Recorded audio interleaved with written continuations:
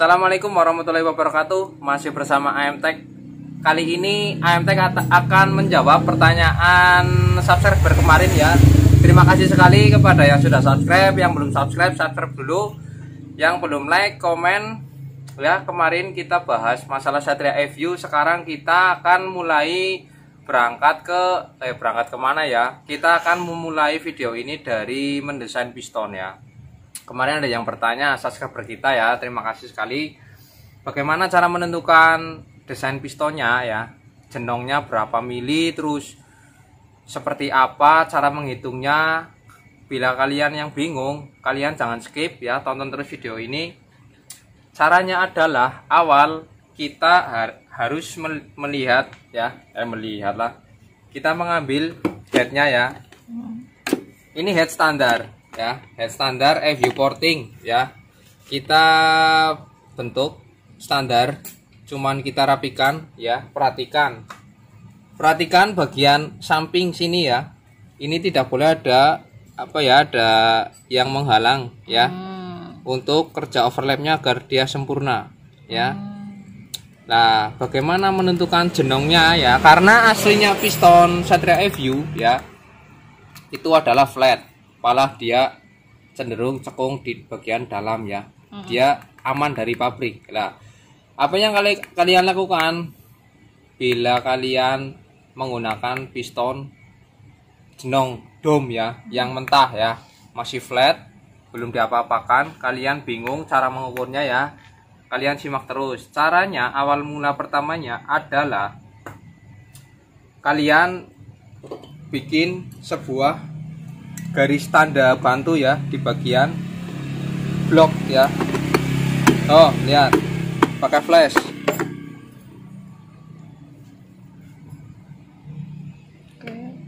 ya, kelihatan ya, kelihatan. Nah, itu adalah bagian ruang bakarnya ya. Setelah itu kalian ambil ruji ya, ruji runcing ya, diruncingkan untuk membuat tanda bantu di bagian dalam headnya ya.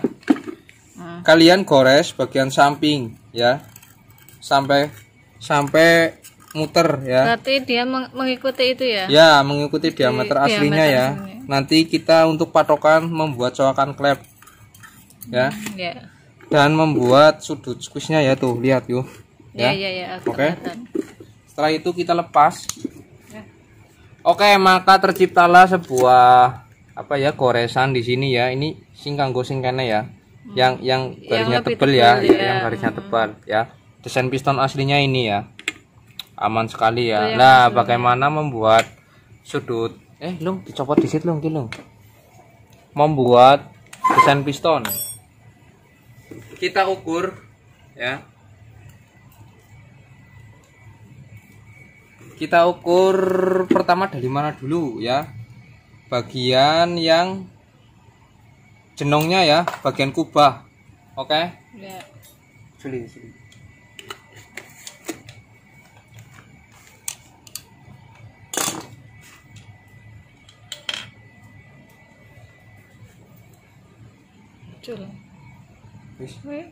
Pertama kalian harus menentukan tingginya dulu ya.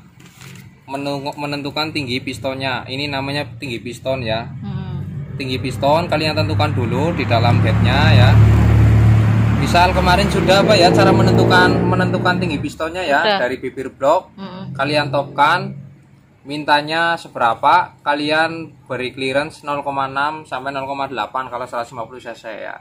Setelah itu ya, ini tingginya 11,6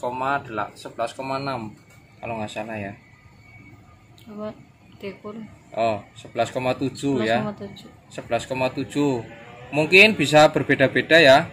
11,7 mungkin bisa berbeda-beda pada desain piston yang lain. Nggak bisa, misal saya bikin sekarang 11,7, mungkin besok bisa 11,9 atau 12 atau 13 gitu ya, tergantung panjang blok, terus tebal packing yang digunakan, apa stang seker yang digunakan gitu ya. Misal pakai stang seker panjang berarti packingnya tebal, terus intinya beda gitu. Itu bisa, kalian yang sudah pernah lihat video saya yang cara mengukur ketinggian piston, kalian pasti harus lihat video saya yang kemarin ya. Nah, kita di sini akan membuat desain pistonnya seperti apa ya. Ya, cara mengukurnya ya. Pertama kalian ukur tinggi ya, bagian tinggi. Ya. Ya, tinggi. Setelah itu kalian ke tukang bubut ya, nyoak klep ya. Oke. Nyoak klepnya caranya seperti apa ya? Kalian bisa ukur dari sini ya. Panjang sini ya. Panjang sini ya. Panjang sini ya, sekitar tuh 6,1 ya. 6,1. 6,1 ya. Kita tarik garis lurus kayak gini ya. Garis lurus ya. Kalian bisa gambar di piston kalian ya. Kalian bisa juga menggunakan piston standar ya, mal-malannya seperti ini. Ini bagian in ya. Tarik garis lurus pada klep tengahnya ya. Klep tengahnya kalian garis lurus ya. Kalau klep standarnya ini nih ya. Garis standar pabrik, dia sudah ada speleng ya. Dia lurus ya, klep tengah ya. Dia klep tengah juga ya. Dia ada di angka 6,1 ya. 6,1 dari pabrikan sudah diberi spasi tuh ya. 6,1 dikurangi 4,8. Hitung lu. Berarti dia punya spasi sekitar 1 mili ya. Ini ya. Ini 6,1 ya. Jarak antara klep in dengan bibir blok sudut atasnya ya. Sudut atas dia dibagi misal gini, spidol merah sini. Ya. Wis, mah? Iya. Ya. Ini kita ambil garis tengah ya. Garis tengah klep ini ya. Ini garis tengah klep ya. Kita ambil bagian tengah lalu kita ukur ya. Yang tadi 6,1 ya. Sekitar 6 lah ya. 0,1-nya mungkin ini karena salah pembacaan di 0,1 ya. 6,1 lah ya. 6,1 ya. Dari pabrik sudah diberi spasi 4,7 ya. Sekitar 4,5 berapa ini? Ya. 5,3 ya. 5,3 ya. 6,1 kurangi 5,3 ya. Dia ada spasi 0,8 ya. Hampir 1 mili. Itu untuk jaga-jaga apabila klepnya itu dia nyerempet atau dia goyang sedikit, dia ada spasi ya. Aman ya. Terus bagaimana membuat coakannya? Kalian bisa ke tukang bubut ya. Ke tukang bubut kalian request ya. Kalian request ya bagian coakan tengahnya ya. Klep in jarak antara bibir dengan cara bagian samping coakan klep itu hampir sama atau jangan hampir sama, mendekati sama dengan standarnya ya. 5,3 ya. Ini diameter pas tengah tuh ya. Saya kasih spasi 4,95 lah ya. Ini karena kemarin apa ya, sekitar 5 ya. Sekitar 5 berarti dia aman ya. Begitu juga dengan klep X nya ya. Kita akan hitung bagian klep X ya. Bagian klep X agar tidak terjadi ya, ini tujuannya apa ya, ini agar tidak terjadi tabrakan antara klep pada saat overlap dengan coakan klep ya, dengan coakan piston ya. Kita lihat angka di klep X nya ya, 5,6 lihat 5,2 ya.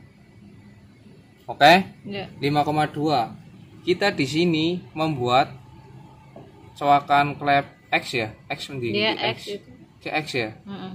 X sekitar 5,0 ya. 5,0 kurang jadi kilo.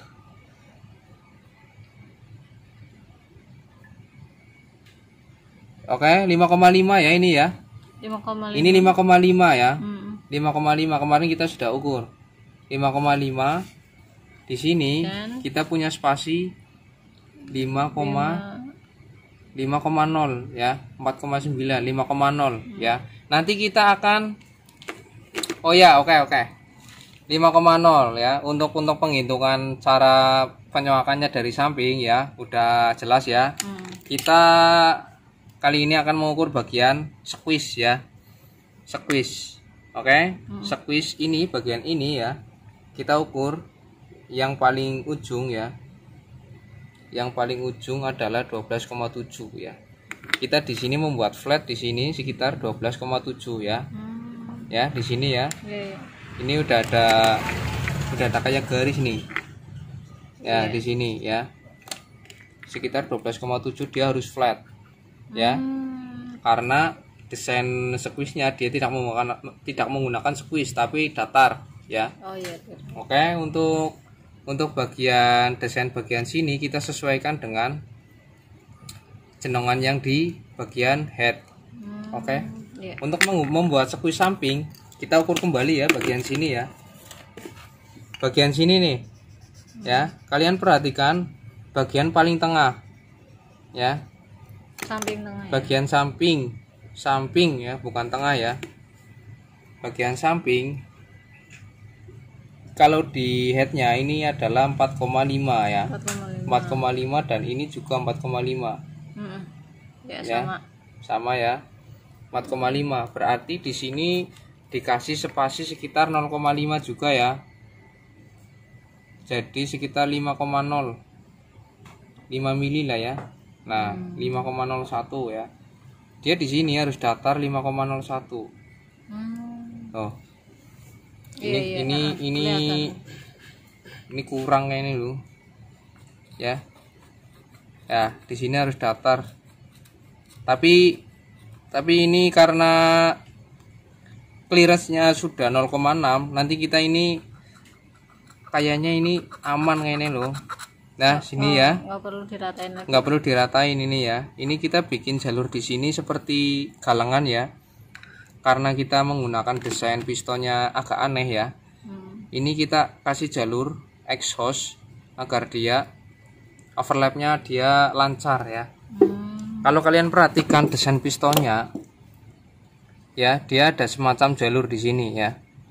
Kalian bisa perhatikan ya, tuh ya. Ini sedikit sekali tapi berpengaruh sekali ya. Ini seperti ada jalur ke sana ya, untuk dia lewat pada saat overlap, ya. Jadi tidak mengumpul bertabrakan di sini ya.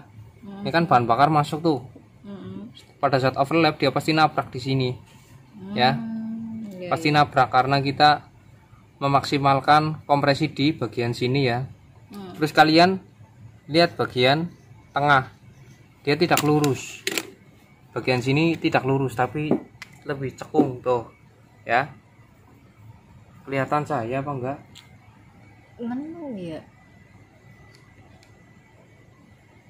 Ya. Nah ya, kelihatan ya bagian tengah ya. Ini paling turun sekitar 0, nggak sampai 1 mili lah ya. Ini saya mengaplikasikan desain piston punya ESE Special Engine ya. Rata-rata dia bagian tengahnya itu tidak lurus tapi agak lekuk ya. Dia untuk menahan ledakan pada saat energinya timbul ya. Intinya seperti apa ya, menangkap kiper gitu loh. Dia menangkap energi dari pembakaran dia agar turunnya itu rata gitu. Oke. Menyimpan energi. Oh, menyimpan energi tenaga dalam. Oke, terus apa ya? Berapa menit? 14 menit. Oke. Kita akan lanjut ke apa ya? Cara menentukan overlapnya agar dia tidak nabrak. Tapi untuk video besok ya, kalian jangan lupa subscribe, like, and comment ya. Untuk session berikutnya saya akan meneruskan video review ini ya. Bagaimana cara menentukan, bagaimana tidak nabrak ya. Mas, ini gimana ya? Desainnya nabrak apa tidak? Oh ya, lupa ya. Ini kita menggunakan oli dulu ya di bagian sini ya. Dilumasin dulu ya. Dilumasin dulu ya. Biar dia licin. Untuk desain pistonnya caranya seperti ini saja. Ini harusnya klepet tadi bisa diangkat ya, karena ini sudah terpasang semua. Kita menggunakan seperti ini ya. Nah, seperti ini saja. Apakah pistonnya masih mentok atau tidak, itu bisa dilihat dari seperti ini ya. Kalian tata bagian lilinnya di samping-samping, kalian tata ya di samping semua ya. Enak lebar rusak.